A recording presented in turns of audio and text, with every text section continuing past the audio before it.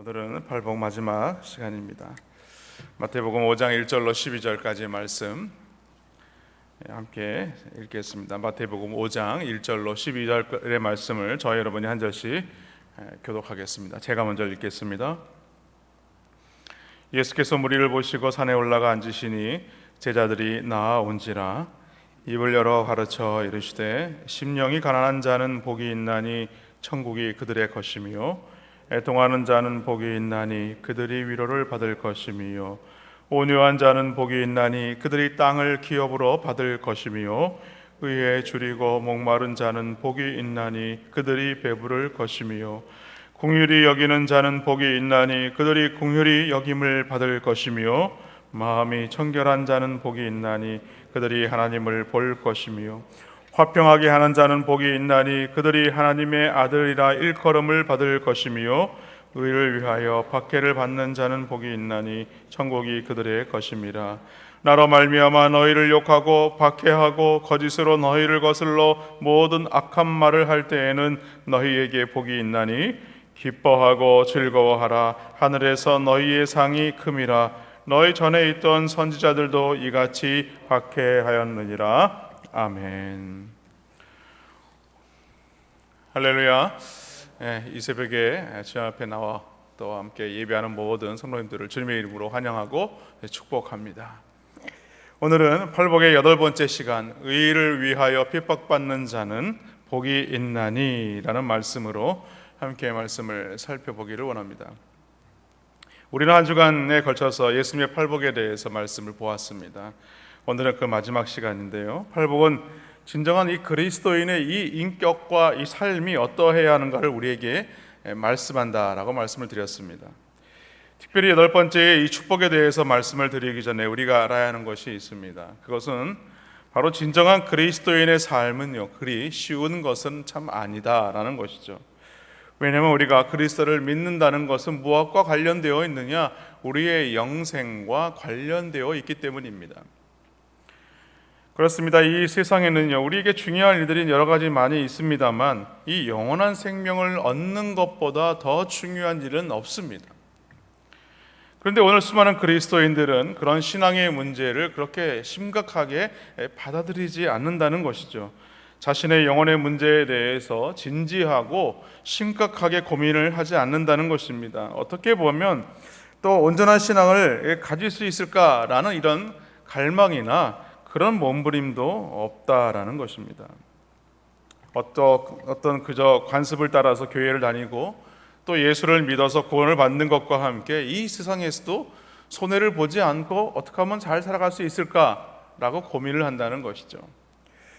그 중에서도 오늘 본문 말씀 의를 위하여 핍박을 받는 자는 이 복이 있다는 이 말씀은요, 복된 말씀이라기보다도 대단히 부담스럽고 이 충격적인 말씀으로 다가올 수밖에 없다는 것입니다.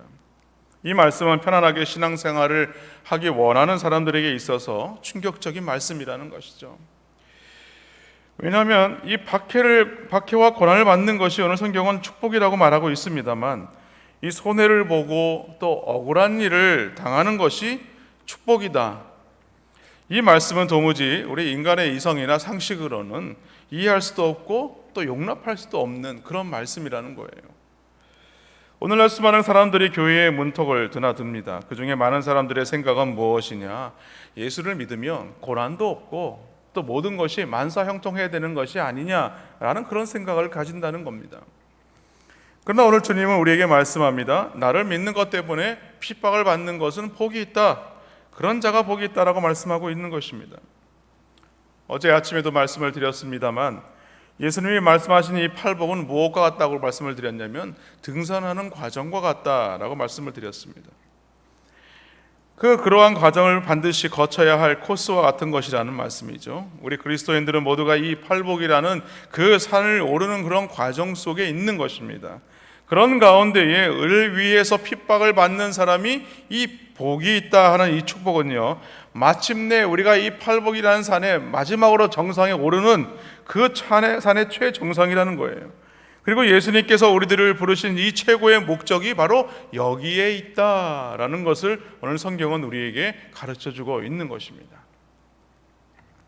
신약 성경에 보면요, 하나님의 나라와 의를 위해서 핍박을 받았던 많은 그리스도인들의 모습이 있습니다. 그것이 바로 우리 그리스도인들이 가져야 될 그 삶의 본질적인 문제다라는 것입니다. 디모데후서 3장 12절에 보면 무릇 그리스도 예수 안에서 경건하게 살고자 하는 자는 박해를 받으리라 라고 말씀합니다. 또 로마서 8장 17절에 보면 자녀이면 또한 상속자 곧 하나님의 상속자요 그리스도와 함께한 상속자니 우리가 그와 함께 영광을 받기 위하여 고난도 함께 받아야 할 것이니라 라고 말씀합니다. 또 베드로전서 2장 21절 말씀에 보면 이를 위하여 너희가 부르심을 받았으니 그리스도도 너희를 위하여 고난을 받으사 너희에게 본을 끼쳐 그 자취를 따라오게 하려 하셨느니라 라고 말씀하죠. 그렇다면 왜 주님을 믿는 그리스도인들에게 이 핍박과 고난이 있음에도 왜 주님은 오늘 이렇게 말씀하시는가? 기뻐하고 즐거워하라 라고 말씀하시는 것일까? 오늘은 그 두 가지만 함께 살펴보기로 원합니다. 먼저는 우리가 주님께 속해 있기 때문에 그렇습니다. 요한복음 15장 18절로 20절 말씀은 예수님께서 초회의 만찬에서 제자들에게 하신 말씀입니다. 너희가 세상에 속하였으면 세상이 자기의 것을 사랑할 것이나 너희는 세상에 속한 자가 아니요 도리어 내가 너희를 세상에서 택하였기 때문에 세상이 너희를 미워하느니라. 그렇습니다. 우리가 세상에서 핍박을 받는 이유는 어디에 있느냐? 우리가 지금 살고 있는 우리의 모습, 우리의 주소가 어디에 있느냐? 바로 우리가 그리스도께 속해 있기 때문에 우리가 미움을 받고 핍박을 받는다는 것입니다. 하나님께 범죄한 이 세상은요, 본질적으로 어둠에 속해 있었기 때문에 이 세상에 빛으로 오신 예수님을 싫어할 수밖에 없었습니다. 거부할 수밖에 없었다는 거예요. 뿐만 아니라 예수님을 미워해서 그 십자가에 못 박아 죽인 세상이 바로 우리가 살고 있는 이 세상이라는 것입니다. 그리고 우리도 과거 어둠에 속해서 죄와 더불어 살았다는 것이죠. 그래서 이 죄와 더불어 살 때에는 이 세상과 마귀는요 우리를 적극적으로 미워하지도 싫어하지도 않았다는 것입니다. 그러나 이제 우리가 빛 되신 예수 그리스도 안에 있게 되자 이 어둠의 세상은요 우리를 미워할 수밖에 없게 된 것입니다. 그것이 믿음으로 살고자 하는 그리스도인이라면 누구나 세상에서 고난을 당하고 핍박을 당할 수밖에 없는 그 근본적인 이유라는 것이죠. 성경을 보면요 고난을 당한 첫 번째 사람 아벨이 나옵니다. 그는 믿음으로 하나님께 더 나은 제사를 드리기 위해서 가인에게 살해를 당하게 되죠. 그 사건에 대해서 사도 요한은요 요한일서 3장 12절에서 이렇게 말합니다. 악한 자 마귀에게 속한 가인이 그 아우를 죽인 연고는 자기의 행위는 악하고 그 아우의 행위는 의로웠기 때문이다 라고 말씀하죠. 그 의로운 아벨의 죽음 이후에 계속되어진 인류의 역사 속에서는요 의로운 하나님의 백성들이 핍박과 고난을 계속해서 받고 있는 것을 볼 수가 있습니다. 다윗도 사울 왕에게 모진 박해를 받았습니다. 구약 시대의 많은 선지자들도 또한 예레미야, 엘리야나 다니엘 같은 모든 사람들조차도 그들이 신앙의 의로운 삶 때문에 핍박과 고난을 받았다는 것입니다. 그리고 우리가 신약 성경에도 보면요 최초로 순교를 한 이 스데반 집사가 있습니다. 스데반은요 착한 사람이고 성령이 충만한 사람이었습니다. 그러나 그리스도의 이 주되심을 증거했다는 이유로 그가 죽임을 당하게 되죠. 그리고 스데반 이후에 사도 베드로나 또 사도 바울과 많은 제자들이 그리스도의 충성된 종으로서 하나님의 말씀을 전하다가 그들이 순교를 맞이하게 된 것입니다. 그러나 핍박과 고난을 당한 이 모든 이들 중에는요 최고의 모범은 누구냐? 바로 예수 그리스도다라는 것이죠. 이 어둠의 세상에 빛으로 오신 예수님은요 정말로 아무 죄도 없으신 분이셨습니다. 그러나 세상 사람들은 그를 미워하여서 십자가에 못 박아 죽였다는 사실입니다. 사랑하는 성도 여러분, 오늘 우리에게 가르쳐주고 있는 고난은요 의를 위하여 받는 박해입니다. 이것은 우리의 자신의 잘못 때문에 겪게 되는 고난이 아니라는 말씀입니다. 다시 말해서 우리 곁에 있는 이웃과 지체의 이 고난에 함께 우리가 겪는 그런 고난과 박해라는 말씀이에요. 서울의 가비안 서대본구에 이 아현동이라는 곳이 있습니다. 이 아현동은 바로 언덕으로 들러져 있고요. 그 언덕을 넘어가면 바로 서울의 신촌이라는 곳이 나옵니다. 그런데 이 아현동의 옛 이름은요, 한자어로 애오게라고 불리게 되죠. 이 애오게라는 말은 바로 애고개가 변한 말입니다.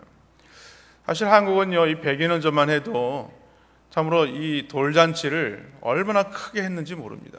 최근에도 그랬죠. 최근에는 이 돌잔치의 모습이 많이 변하긴 했지만 아이들이 태어나자마자 이 세상을 떠나는 일이 참 많았기 때문에 이 백일 잔치라든가 돌잔치를 아주 성대하게 했습니다. 그러나 100여 년 전만 해도요, 아이들은요 숱한 질병과 전염병으로 많이 죽게 되었을 때에 사람들은요 이 서대문 밖, 이 애곡에, 이 아현동에 아이들을 묻었다고 합니다. 그때 선교사들은 그것이 너무나 안타까워서 이 땅에 왔을 때에 이 병원과 학교를 세우게 되었고 사람들에게 이 하나님의 복음을 전하고 또 의술을 펼쳤던 것이죠. 그러나 이 선교사들의 이 아이들도 똑같은 병을 얻게 되었고 죽음을 맞이하는 경우가 너무나 많았습니다.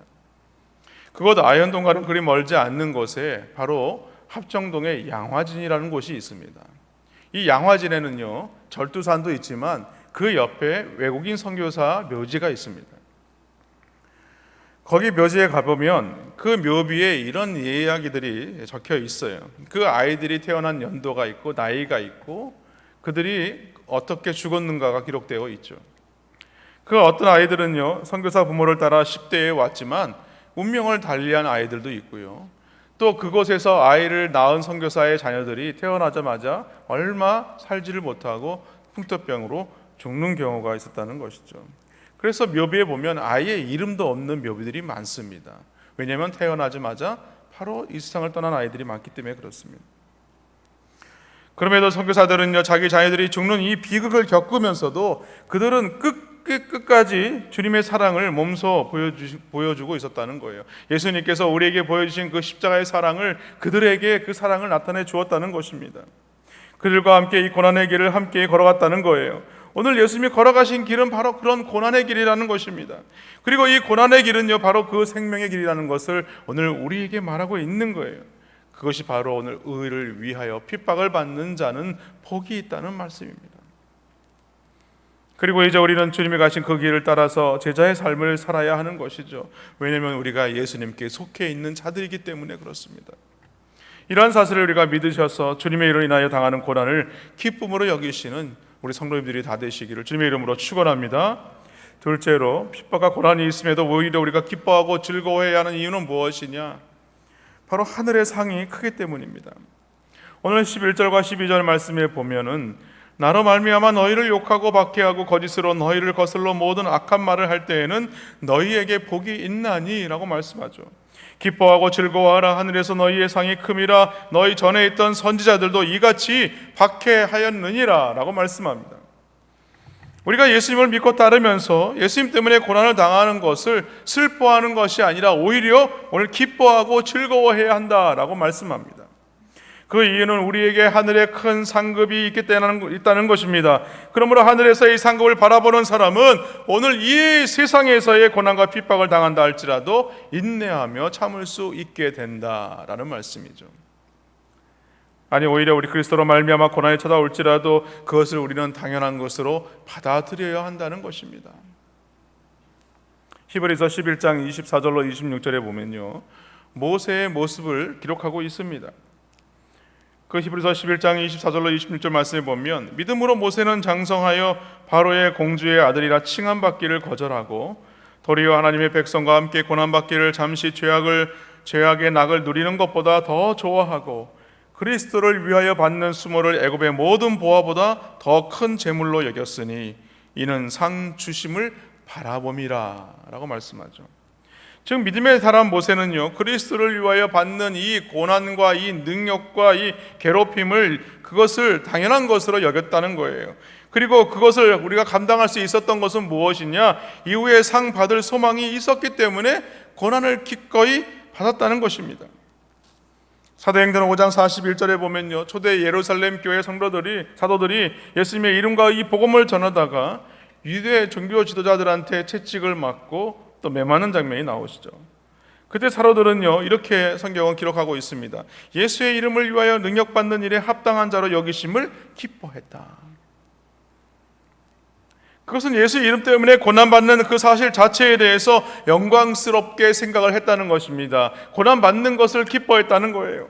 그러므로 예수 이름 때문에 세상에서 미움받는다는 것은요, 서글픈 일이 아니라는 것입니다. 슬픈 일이 아니라는 거예요. 그리스도의 의를 위하여 그리스도 때문에 고난을 받는 것은 아무나 받을 수 있는 것이 아니라는 것입니다. 그것은 그리스도인만이 가질 수 있는 특권이라는 거예요. 그리고 이 팔복이라는 산을 한 단계 한 단계 거쳐서 이제는 이 팔복의 최정상에 오른 자만이 받게 되는 바로 이 영광의 훈장과 같은 것이다 라고 말씀하고 있는 것입니다. 그래서 예수님을 위해서 수고하다가 고난을 받게 되었을 때에 우리가 기뻐해야 하는 까닭은 무엇이냐? 우리가 마침내 팔복이라는 그 산의 정상에 오른 자라고 하는 사실을 하나님께서 확인시켜 주시는 그 검증의 단계다라는 것입니다. 사랑하는 성도 여러분, 하늘에서 하나님이 우리에게 주시는 상급이 반드시 있다는 사실을 믿으시기를 주님의 이름으로 축원합니다. 누가복음 14장 28절에 보면 주님께서 우리에게 이렇게 말씀합니다. 너희 중에 누가 망대를 세우고자 할진대 자기의 가진 것이 준공하기까지에 족할는지 먼저 앉아 그 비용을 계산하지 아니하겠느냐. 여기 그 비용을 계산한다는 말, 이 말은요, 믿음의 삶에는요 비용이 든다는 말입니다. 비용이. 경건한 믿음의 삶을 살려면 어떤 비용이 드느냐? 회개의 눈물의 비용이 듭니다. 핍박의 비용을 우리가 지불해야 한다는 것입니다. 그렇습니다. 믿음의 길은요 결코 쉬운 일이 아닙니다. 좁은 길로 가야 하는 것이고 좁은 문으로 들어가야 되는 것입니다. 그러므로 하나님의 나라에 들어가려면 많은 환난을 겪어야 하는 것이죠. 종교개혁가 마틴 루터가 이런 말을 했습니다. 그리스도인은 그 말이 의미하는 바와 같이 그리스도처럼 십자가에 못 박힌 자들이다 라고 말하죠. 무슨 말이냐면 예수님은 우리에게 죄를 제거하시기 위해서 죽으신 것이지 우리에게 주어진 십자가를 제거하기 위해서 죽으신 것이 아니라는 것입니다. 성경은 어디에도 봐도요 믿음대로 살면 고난이 없다고 말씀하지는 않습니다. 오히려 경건하게 살면 살수록 핍박이 더 많이 우리 가운데 다가온다고 말씀하고 있습니다. 그래서 예수님도 우리에게 말씀하지 않습니까? 너희가 세상에서 환난을 당할 것이다.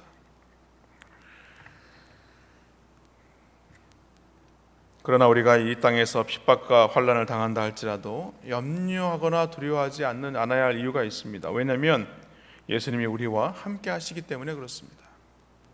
로마서 8장에 보면요 35절로 37절에 이렇게 말씀합니다. 누가 우리를 그리스도의 사랑에서 끊으리요? 환난이나 공고나 박해나 기근이나 적신이나 위험이냐 칼이냐 기록된 바 우리가 종일 주를 위하여 죽임을 당하게 되며 도살당할 양같이 여김을 받았나이다 함과 같으니라. 그러나 이 모든 일에 우리를 사랑하시는 이로 말미암아 우리가 넉넉히 이기느니라 라고 말씀합니다. 우리가 세상에서 환난과 핍박과 기근으로 인하여 죽임을 당한다고 말씀합니다. 도살할 양같이 여김을 받는다고 할지라도 우리를 사랑하시는 주님으로 말미암아 우리가 넉넉히 이기는 삶을 살아간다 이렇게 말씀하고 있는 것입니다. 여러분, 우리가 핍박의 대명사로 알려진 사람이 있습니다. 바로 속사도인 폴리갑이라는 사람입니다. 이 폴리갑은요 서머나 교회의 감독이었습니다. 요한계시록에 보면 이 소아시아 7교회 가운데에 주님으로부터 칭찬을 받은 교회가 단 2군데입니다. 바로 빌라델비아 교회와 바로 이 서머나 교회죠. 그 중에서도 이 서머나 교회는요 유대인의 핍박과 이 로마 황제에 대한 이 숭배 광해에도 굴복하지 않은 교회입니다. 끝까지 신앙의 절개를 지켰던 교회입니다. 그래서 성경은 칭찬받는 교회로 기록하고 있다는 거예요. 로마 황제가 그 유명한 로마 원형 경기장에서 폴리갑을 직접 신문을 합니다. 이 자리에서 황제에게 절하고 그리스도를 욕하면 너를 살려줄 것이다 라고 제안을 하죠. 그때 폴리갑이 이런 말을 합니다. 내가 86년 동안 예수를 믿어왔지만 예수님은 나를 한 번도 실망시킨 적이 없습니다. 그런데 어찌 그를 내가 배반하겠습니까? 라고 얘기하고는 그가 기도를 했다고 합니다. 이 부족한 종을 순교자의 반열에 넣어주심을 감사합니다. 나를 받아 주옵소서. 그리고 그는 그 원형 경기장 안에서 몸이 묶이지 않은 채로 자신이 그 화형을 당하게 됩니다. 그 모습을 지켜본 많은 로마 사람들은요 그의 모습에 감동하게 됩니다. 그때부터 이 예수님을 로마 사람들은 믿기 시작했다는 거예요. 사랑하는 성도 여러분, 평안할 때 예수 믿는 것은요, 누구나 다 할 수 있는 일입니다. 그러나 환난과 핍박이 있을 때 예수를 믿는다는 것은요, 참된 그리스도인만이 할 수 있는 것입니다. 오늘 주님께서 우리에게 약속하시지 않습니까? 주님을 위하여 박해를 받는 자는 천국을 완전히 소유할 뿐만이 아니라 더 큰 상급을 받을 것이다. 이것은 하나님의, 주님의 우리에게 주시는 약속의 말씀입니다. 찬송가 490장 2절에 보면요, 이런 내용이 있습니다. 마음 괴롭고 아파서 낙심될 때 내게 소망을 주셨으니 내가 영광의 주님을 바라보니 앞길 환하게 보이도다. 나의 놀라운 꿈 정녕 나 믿기는 장차 큰 은혜 받을 편이 나의 놀라운 꿈 정녕 이루어져 주님 얼굴 배우리라. 그렇습니다. 천국을 생각하는 사람은요, 세상의 고통과 이 환난을 두려워하지 않습니다. 왜냐하면 우리가 천국을 향하여 가고 있는 바로 그 존재이기 때문입니다. 그러므로 우리는 이 땅에서 순교적인 삶을 살아야 됩니다. 이것은 바로 그리스도인의 진정한 특권이요 진정한 축복이라는 사실을 믿으셔서 오늘도 주의 말씀 붙들고 승리하는 삶을 살기를 결단하기 원하는 우리 남부민주와 함께 모든 성도인들 되시기를 주님의 이름으로 축원합니다.